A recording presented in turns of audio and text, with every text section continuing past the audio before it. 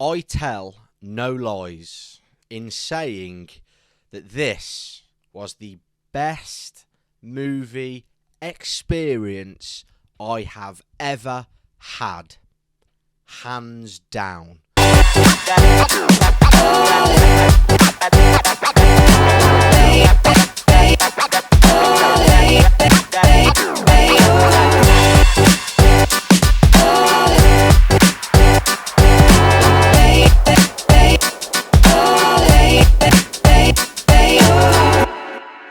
Good morning, good evening, good afternoon, and welcome back to Lost the Plot. And yes, you've guessed it, I am back for the review of Day 2 from the Big Picture Festival 2023.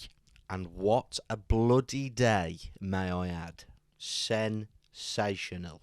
Now, to start things off, Live and Local decided to throw a little spanner in the works for my second day of the festival by putting 3 different showings on at the same time. So it left me with a cheeky little dilemma to choose the film which I thought I was going to enjoy the most. Now, one of the showings was Everything Everywhere All at Once. Now, if you're a fan of this channel and you've seen previous videos, we bloody love that film, and it won many awards at our prestigious award ceremony. So that took that out of the equation straight away, because this was an opportunity for new experiences, which left me with 2 choices.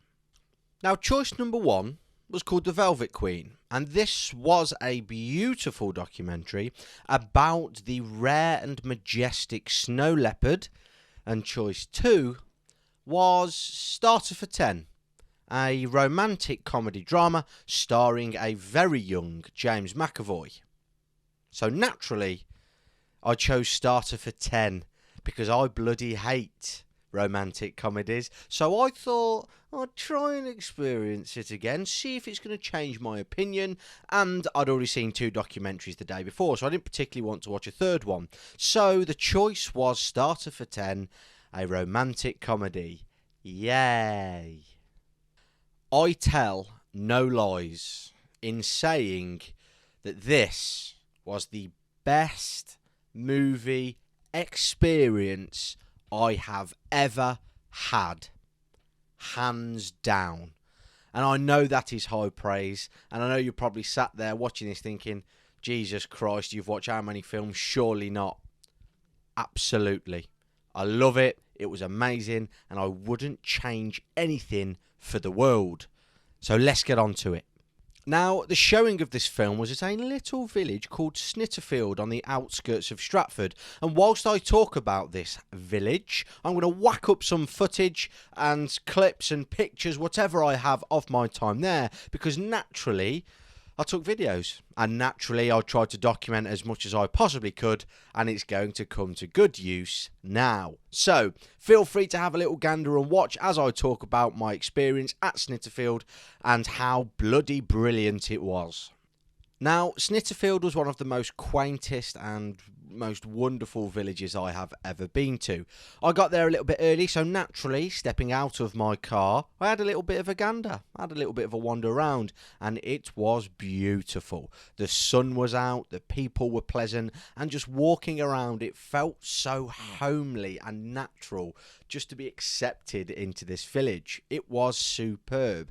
Now, this showing was being held at the village hall, and they, as I was informed by Hilary, the woman that organises it all — what a wonderful woman you were, by the way, Hilary — they do this once a month anyway, and this was a little adage onto what they do, because Live and Local support them, use them, and give them opportunities in the community, opportunities to watch films. And it was fantastic. I walked into the village hall and, obviously, as I said, was greeted by Hilary, who was so welcoming and forthcoming with hello, questions, and any help that I needed. She was inquisitive to why I was there, naturally so, because I was a new face, and she was absolutely superb. And as I looked around the village hall, it was amazing. All it did was put a smile on my face, because it felt so pure, and it felt so natural. I loved it. Loved every second of it.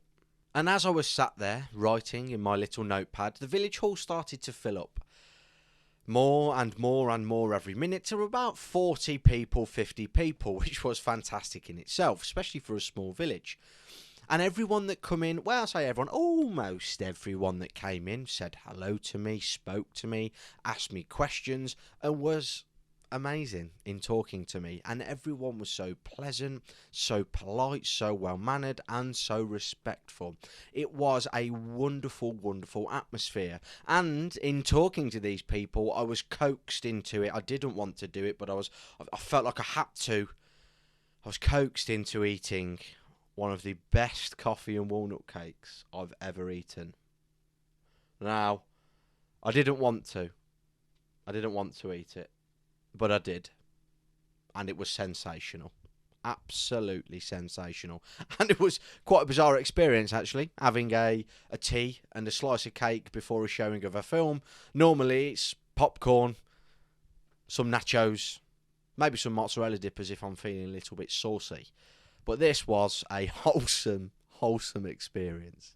And you know one of the best things about it? As soon as the film started, there was silence. Imagine sitting, watching a film and there being silence. No rustling, no talking, no lights from phone screens, nothing. I know. It was surreal. Couldn't believe it. Hence why, well, it adds to it. Everything else adds to it as well. Hence why this is one of the best experiences ever. Because it was, like I said, a true cinema experience. No talking, no phones, no rustling of anything at all. Everyone was pleasant, respectful, and even helped clean up the village hall at the end of it all, for God's sake. How wholesome do you want to be? Now, there was no one in that hall other than myself under the age of 60, but I don't care, because later in the year, we at Lost the Plot are going to have an outing to Snitterfield and invite some other people with us. Now, there is already some interest in this venture, so keep your eyes peeled for more content later in the year on our outing to Snitterfield. We might even have to get a coach or a minibus. I know. Hold on to your hats. Now, let's get on to the film, because this is going to be brief and it's going to be short. Now, as I've already said, Starter for 10 is a romantic comedy starring a very young James McAvoy, and I was quite sceptical when this first started. But actually, this was a joy to watch, especially in the environment and company that I was in. It was really fun, really enjoyable, and I thoroughly enjoyed the film. Surprising, I know, because I'm not a massive fan of rom-coms. This film was a light-hearted film, full of naturally funny dialogue, relatable jokes, and throughout the whole film, everyone in the hall was laughing, giggling, smiling, because it was a fun film to watch. Now, I know describing a film as fun isn't necessarily a compliment, but in this case, it most definitely is, because there was genuine smiles, genuine laughter, and genuine giggles at the jokes and the dialogue and the story that was being portrayed. The cast was absolutely bloody superb. I'd never heard of this film before going to this festival. So seeing the cast members be introduced one by one, I was thinking, Jesus Christ, how have I not heard of this film? It starred a young James McAvoy, Benedict Cumberbatch, Rebecca Hall, Catherine Tate, Dominic Cooper, and even Charles Dance and Lindsay Duncan made an absolutely hysterical cameo. Loved it. Loved it. And each one of those actors did a fantastic job of portraying their character, as you would expect. Because of the type of film it was, it allowed for a little bit of freedom and a little bit of their natural personality to be shown through their characters. It was brilliant. Now, the film does a wonderful job of capturing the spirit and pretentiousness of going to university in the 1980s, but it also does a really, really good job of capturing the warmth and joy of a storyline that is someone wanting to be someone. Now, this is a common storyline that you see, but it felt like it had its original twinge and original idea instead of just copying something that was already written. Now, that's quite difficult with the type of storyline, but it felt natural. It felt like it had its original stamp on this story. The story had engaging characters, and the soundtrack was superb. I loved it. The whole experience was sensational, and I would happily go back. And do you know what? I'd even happily watch this film again. Oh no. Mental. And that's it for day 2. A choice of 3 showings of fantastic films, and an experience that I will never, ever forget. Nice and simple, nice and quick.